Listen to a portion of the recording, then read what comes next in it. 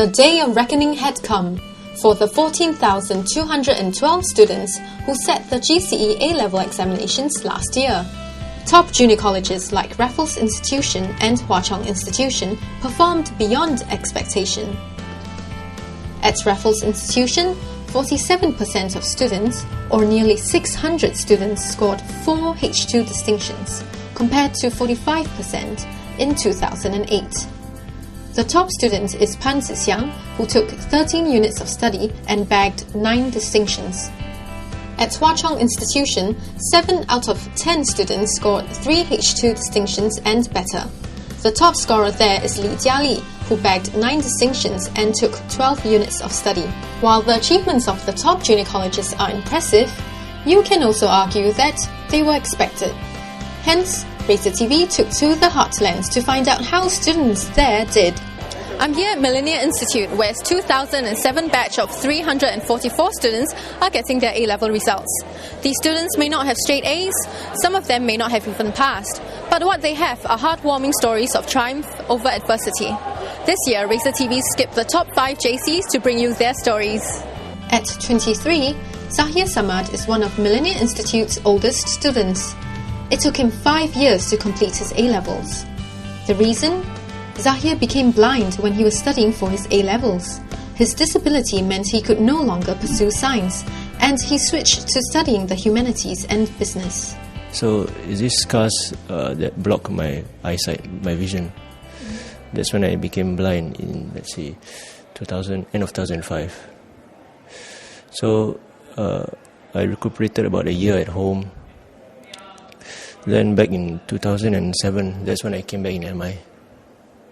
I switched my course to a business course instead of my science course, because I found out that I had to make arrangements, readjustments, because since I lost my sight, I think it might be harder for me to do like maybe mathematics or science where you might have to draw a lot of graphs. So that's when I switched to more text-based subjects like history and economics. Well, I was very sad to have to come to know that I might never see again. So in a way, I became, for a few, maybe about a year or so, quite reclusive, away from my friends who used to know me, even my own family. I became a bit recluse, distant. I distanced myself.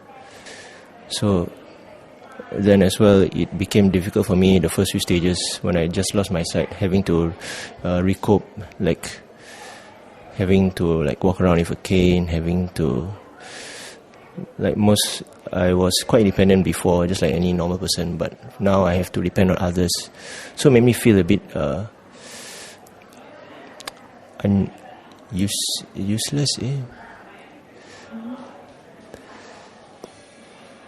Then from then on, I guess after much support from my family, some very close friends, then I so-called picked myself up again and try to be more independent, try to do things on my own again, and just find another way to live my life. I told myself I didn't want to distance myself forever from the world, that one day I'd have to face the world again. And I had this desire, like even though I may have lost my sight, that does not mean I still cannot make myself useful. I mean, I still cannot succeed. So was these feelings that drove me to want to continue on in my education, because knowing that, from advice from my parents that, she says that education is very important, it may help you in your future. So I went on that path again to retake my A-levels. I was very new to Braille, so it took me a very long time to read. So what I did was, I came up with this new idea where they can convert it to soft copy, because I researched online and through another friend that they have so-called talking software for computers, where you can actually read whatever text is on the screen.